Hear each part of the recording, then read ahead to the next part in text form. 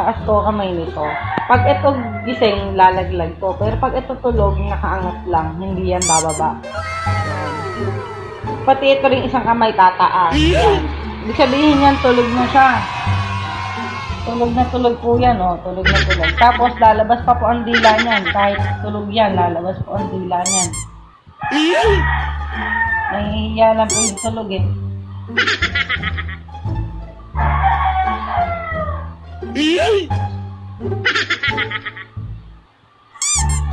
Eventually.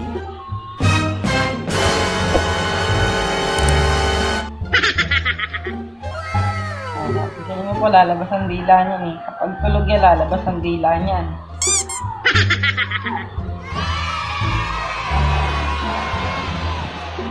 Ayun na, nagising na.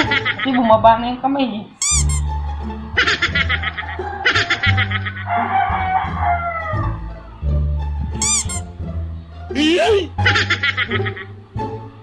Kaya, gising, tulog pa yata yan eh. Tulog pa. Pati tingnan natin kung nakataas ang kamay, tulog pa yan. Abay, tulog pa nga. Ibig sabihin, pag bumaba, Pag bumaba, gising na gising yan. yan. Pero pag hindi, nakataas, tulog pa. tulog yan. Eh, paano pag nakalabas ang dila? Eh, pag nakalabas ang dila, tulog na tulog. Tulog na tulog. Oo, lalabas ang dila niya. Tulog na tulog yan. Lalabas ang dila niyan, tulog na tulog. Tingin nga kung nakalabas dila. Nahihiya yung dila, ayaw lumabas.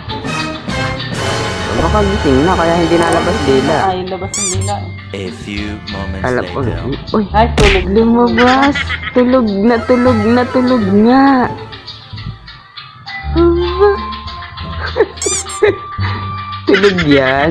Tulog na tulog. Nakalabas dila parang aso eh.